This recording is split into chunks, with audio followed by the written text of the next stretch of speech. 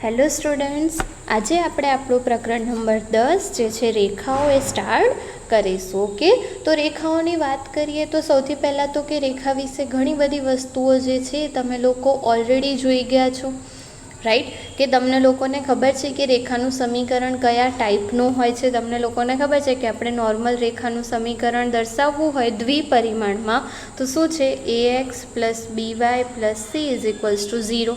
અત્યારે બી આપણે રેખાના સમીકરણની દ્વિપરિમાણમાં જ વાત કરવાની છે, બટ એના રિલેટેડ થોડીક ડિટેલ્સ આપણે વધારે જોઈશું, રાઈટ. કે આ તો તમને ખબર છે કે બેઝિક રેખાનું સમીકરણ, પણ હવે આપણે જે જોવાનું છે જે રેખાના સમીકરણો જોઈશું, રાઈટ. પછી સમાંતર રેખાઓ વિશેની વાત કરીશું, રાઈટ. લંબ રેખાઓ વિશેની વાત કરીશું, અને પછી કે તમને પર્ટિક્યુલર કન્ડિશન્સ આપેલી હોય તો રેખાના સમીકરણ કઈ રીતે તમે બનાવી શકો. ઓકે, સો એના રિલેટેડ આપણે સ્ટેપ બાય સ્ટેપ ડિસ્કશન જે છે એ કરવાનું છે. પણ બેઝિક તમારે એટલું ધ્યાનમાં રાખવાનું કે રેખાનું કોઈ બી સમીકરણ હોય તો આ ફોર્મમાં હોવું જોઈએ, રાઈટ. તમારું જે સાદું સુરેખ સમીકરણ હોય છે એ જ ટાઈપનું, રાઈટ. ઓલરેડી આપણે 6th ચેપ્ટરમાં જોઈ ગયા કે તમારી પાસે દ્વિપરિમાણ હોય તો કોઈ પણ રેખા તમારે ડ્રો કરવી હોય દ્વિપરિમાણમાં તો તમે કઈ રીતે ડ્રો કરી શકો. ઓકે, સો એ બધી બેઝિક વસ્તુઓ જે છે ઓલરેડી તમને લોકોને ખબર છે. સાથે સાથે કેટલીક ફોર્મ્યુલા જે છે જે તમે ઓલરેડી ભણી ગયા છો, રાઈટ. મેં તમને કીધું એમ કે કોઈ બી બિંદુ તમારે દ્વિપરિમાણમાં દર્શાવવું હોય તો કઈ રીતે તમે દર્શાવી શકો, રાઈટ. એના પછી તો કે બે બિંદુઓ વચ્ચેનું અંતર, રાઈટ. અંતર સૂત્ર જે છે ઓલરેડી તમે લોકો ભણી ગયા છો. પછી તો કે વિભાજન સૂત્ર તમે લોકો ઓલરેડી ભણી ગયા છો કે બે બિંદુઓ આપેલા હોય અને કોઈ બીજું બિંદુ છે એનું એમ જેમ એન ગુણોત્તરમાં વિભાજન કરતું હોય તો એ બિંદુના યામ શું હશે એ તમે લોકો જોઈ ગયા છો, રાઈટ. સેમ વેમાં આપણે મધ્ય બિંદુઓના યામની બી તમે લોકો વાત કરી ગયા છો કે બે બિંદુઓ તમને લોકોને આપેલા હોય રેખા પરના અને એનું મધ્ય બિંદુ તમારે શોધવાનું હોય તો તમે લોકો કઈ રીતે શોધી શકો. અને સાથે સાથે કે તમને લોકોને 3 શિરોબિંદુઓ આપી દીધા છે ત્રિકોણના અને એનું ક્ષેત્રફળ તમારે શોધવાનું છે. તો બિંદુઓ પરથી ત્રિકોણનું ક્ષેત્રફળ તમે લોકો કઈ રીતે શોધી શકો એના સૂત્રની વાત બી આપણે લોકો કરી ગયા, રાઈટ. તમને યાદ હશે કે આ જ સેમ સૂત્રો આપણે લોકો ત્રિપરિમાણ માટે આપણે લોકો 12th ચેપ્ટરમાં ઓલરેડી જોઈ ગયા છીએ, રાઈટ. ત્યાં ખાલી એક યામ વધારે હતો, અહીંયા તમારે જસ્ટ એક્સ અને વાય માટે વાત કરવાની છે. ઓકે, સો આટલી જે ફોર્મ્યુલા છે એ તો તમારે માઇન્ડમાં રાખવાની જ સાથે સાથે જે નવી ફોર્મ્યુલા આપણે લોકો જોઈશું એ બી તમારે ધ્યાન રાખવાની, રાઈટ. આપણે સ્ટેપ બાય સ્ટેપ હવે જે નવી ફોર્મ્યુલા જોવાની છે એનું ડિસ્કશન કરીશું.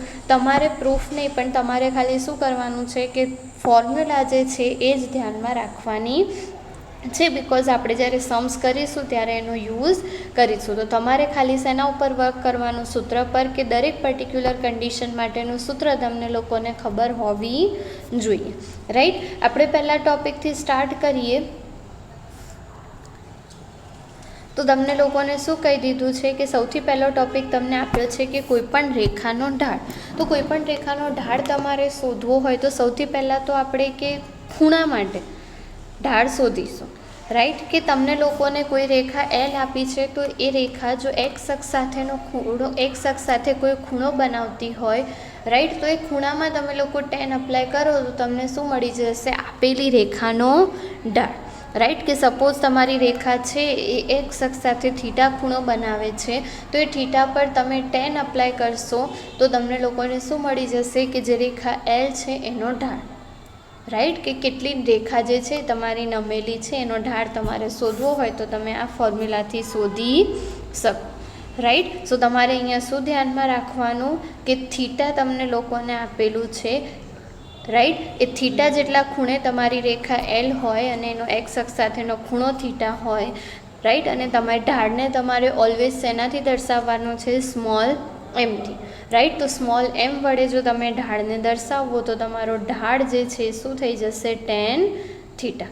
ઓકે, સો તમારે આ વસ્તુ ધ્યાનમાં રાખવાની જે તમને લોકોને ઓલરેડી વ્યાખ્યામાં આપેલી છે કે તમારો રેખાનો ઢાળ, તમારે કોઈ પણ રેખાનો ઢાળ શોધવો હોય તો m ઇઝ ઇક્વલ્સ ટુ શું થઈ જશે, tan થીટા.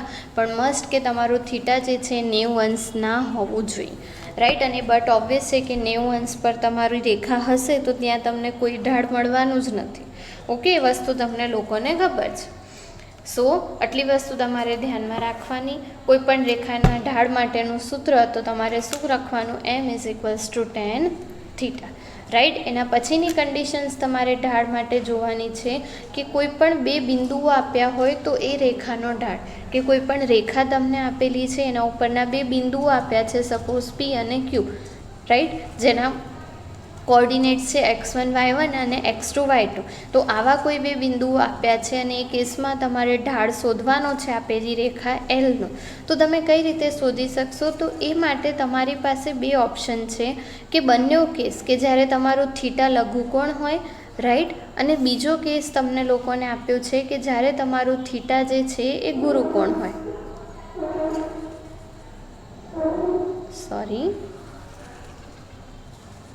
રાઈટ. વિકલ્પ બે તમને લોકોને આપ્યું છે કે જ્યારે તમારું થીટા જે છે એ શું હોય, ગુરુકોણ. રાઈટ. સો અહીંયા તમારી પાસે બે ઓપ્શન છે કે થીટા લઘુકોણ હોય અને થીટા ગુરુકોણ હોય. રાઈટ. એ બંને વસ્તુ તમે ફિગરમાં જોશો તો ઇઝીલી તમને ખ્યાલ આવી જશે જે થીટા તમને લોકોને આપેલો છે એની માટે. રાઈટ. બટ બંને કેસમાં તમારે ખાલી શું ધ્યાનમાં રાખવાનું કે કોઈ પણ બે બિંદુઓ તમને લોકોને રેખા ઉપર આપેલા હોય A અને B, રાઈટ, તો તમારે જો રેખાનો ઢાળ શોધવો હોય તો શું થઈ જશે, m=y2 - y1 divided by x2 - x1. Right. કે બંને બિંદુઓમાંથી પસાર થતી રેખાનો ઢાળ તમારે શોધવો હોય તો તમારે ખાલી શું કરવાનું, ઢાળને તો આપણે સ્મોલ m જ કહીશું, તો સ્મોલ m શું થઈ જશે, y2 - y1 divided by x2 - x1. Okay. સો તમારે ખાલી ને ખાલી આ ફોર્મ્યુલા ધ્યાનમાં રાખવાની છે. ઓકે. બીજું તમને નેક્સ્ટ કીધું છે કે બે રેખાઓ પરસ્પર સમાંતર કે લંબ હોય તે માટેની ઢાળના સંદર્ભમાં શરત. રાઈટ. તો સમાંતર રેખાઓ અને લંબ રેખાઓ માટેની ઘણી બધી કન્ડિશન્સ તમે લોકો અત્યાર સુધી ભણતા આવ્યા છો. એમાં એક વધારાની કન્ડિશન કે ઢાળ રિલેટેડ તમારે જોવું હોય કે રેખા સમાંતર છે કે રેખા લંબ છે. તો કઈ રીતે આપણે જોઈ શકીએ? તો સપોઝ તમે જોશો, સૌથી પહેલાં તમને આપ્યું છે સમાંતર, કે ધારો કે આ બે રેખાઓ સમાંતર છે, તો ઓબ્વિયસ છે કે બે સમાંતર રેખાઓના ઢાળ બી કેવા હશે, સરખા. બિકોઝ તમે અહીંયા ખૂણા જોશો તો બંને ખૂણા સરખા છે અને તમે tan અપ્લાય કરશો તો વેલ્યુ બી સેમ જ મળશે. ઓકે. એટલે જ્યારે બી તમારે સમાંતર રેખાઓની વાત કરવાની હોય તો તમારે સેન્ટેન્સ કયું ધ્યાનમાં રાખવાનું કે બંનેના ઢાળ કેવા હશે, સરખા હશે. રાઈટ. કે આ વસ્તુ તમારે ધ્યાનમાં રાખવાની કે ઓલવેઝ તમારા સમાંતર રેખાઓમાં શું થશે, m1 = m2. ઓકે. અથવા તો m1 = m2 હોય તો તમે કહી શકો કે બંને રેખાઓ કેવી છે, સમાંતર. Right. If and only if કન્ડિશનમાં આ બંને વસ્તુ જે છે એ સાચી છે. ઓકે. સો આ કન્ડિશન તમારે ધ્યાનમાં રાખવાની કે બંને રેખા સમાંતર માટે શું હોવું જોઈએ, બંનેના ઢાળ સરખા હોવા જોઈએ. સેમ વેમાં તમારે વાત કરવાની છે કે બંને રેખાઓ પરસ્પર લંબ હોય. રાઈટ. ફિગર તમે જોશો તો તમને ખબર છે કે લંબ એટલે બંને વચ્ચેનો ખૂણો જે છે તમારો કેટલો હોવો જોઈએ, 90 અંશનો. રાઈટ. તો તમે કહી શકો કે બંને રેખાઓ જે છે એ પરસ્પર કેવી છે, લંબ. પણ તમારે ઢાળના સંદર્ભમાં જો એની શરત ધ્યાનમાં રાખવી હોય તો તમારે ખાલી એટલું જ ધ્યાનમાં રાખવાનું કે બંને રેખાના ઢાળનો ગુણાકાર જે છે એ કેટલો થાય, -1. દેટ મીન્સ કે જો બંને રેખાઓ લંબ હોય તો બંનેના ઢાળનો ગુણાકાર શું થાય, -1. ઓર તમે કહી શકો કે જો બંનેના ઢાળનો ગુણાકાર -1 મળ્યો તો બંને રેખાઓ કેવી હશે, પરસ્પર લંબ. Okay. So again if and only if કન્ડિશનમાં આ કન્ડિશન કેવી છે, સાચી છે. ઓકે. સો આ બંને કન્ડિશન તમારે ધ્યાનમાં રાખવાની સમાંતર રેખાઓ માટે અને લંબ રેખા માટે. ઓકે. નેક્સ્ટ જે ટોપિક આપણે જોવાનો છે એ છે બે રેખાઓ વચ્ચેનો ખૂણો. રાઈટ. સો બે રેખાઓ વચ્ચેના ખૂણા માટે સૌથી પહેલાં તો તમને શું ખબર હોવી જોઈએ, બંને રેખાઓના ઢાળ. રાઈટ. કે બંને રેખાઓના ઢાળ તમે લોકો શોધી લો. પછી તમારે શું કરવાનું છે કે બંને રેખાઓ વચ્ચેનો ખૂણો શોધવાનો છે. રાઈટ. હવે બંને રેખાઓ વચ્ચેના ખૂણા માટેની તમે લોકો કન્ડિશન જોશો.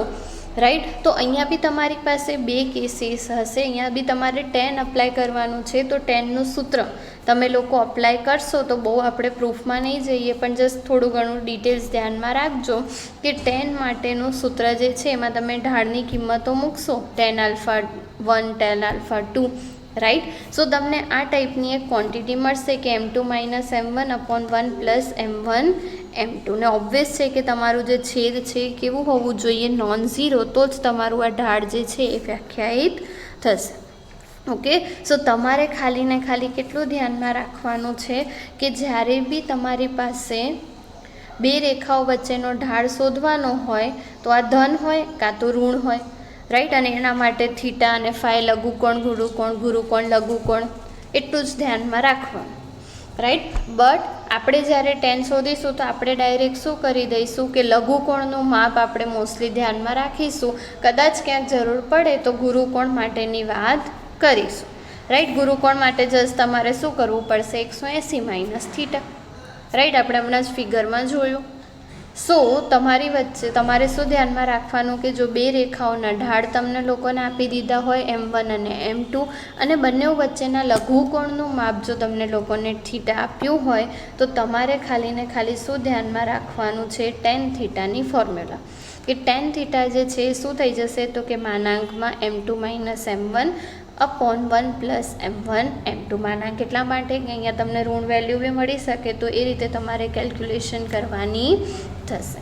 ઓકે. સો બે રેખાના ખૂણા વચ્ચે માટે તમારે આટલી કેલ્ક્યુલેશન જે છે એ ધ્યાનમાં રાખવાની.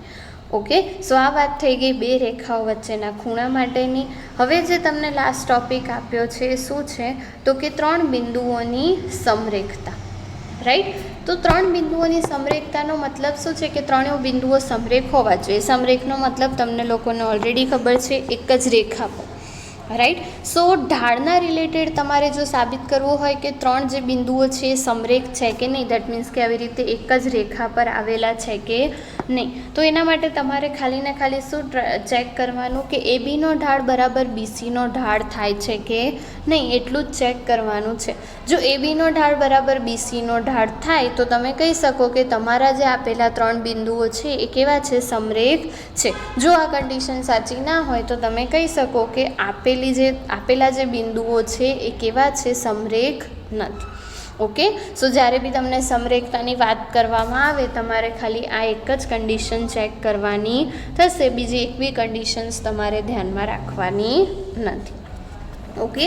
સો અહીંયા તમારા જે થિયરી ટોપિક જોવાના છે એ કમ્પ્લીટ થાય છે, રાઈટ. મેં કીધું એમ કે તમારે કોઈ પણ સૂત્રની સાબિતી નથી જોવાની, મેં તમને ખાલી બોક્સ કરીને બતાવ્યા એટલા બધા જ સૂત્રો તમારે હેડિંગ સાથે ધ્યાનમાં રાખવાના કે કયું કેસ હોય તો તમારે કયું સૂત્ર યુઝ કરવાનું, રાઈટ. સો તમને લોકો જેટલા સારી રીતે સૂત્ર યાદ હશે એટલા જ સારી રીતે તમે લોકો એના સમ્સ જે છે એ કરી શકશો. સાથે સાથે આ ચેપ્ટરમાંથી ખાસા બધા ટોપિક જે છે એ રિડ્યુસ થઈ ચૂક્યા છે, રાઈટ. સો આપણે બધા જ ટોપિક નહીં કરીએ, જસ્ટ આપણાને જેટલા 12થમાં યુઝફુલ છે એ જ ટોપિક્સ અને એના જ સમ્સ આપણે લોકો કરીશું, રાઈટ. સો પર્ટિક્યુલર ચેપ્ટર્સમાં હવે પછી હું તમને જેટલા જ સમ કરાવું, જેટલા ટોપિક કરાવું એટલા જ ટોપિક તમારે એક્ઝામ માટે ધ્યાનમાં લેવાના છે, બાકીના ટોપિક નહીં. ઓકે. સો આ થઈ ગઈ થિયરી. નેક્સ્ટ સેશનમાં આપણે એના રિલેટેડ જે તમને લોકોને ક્વેશ્ચન્સ આપેલા છે સ્વાધ્યાય 10.1માં એનું ડિસ્કશન કરીશું. Till then thank you.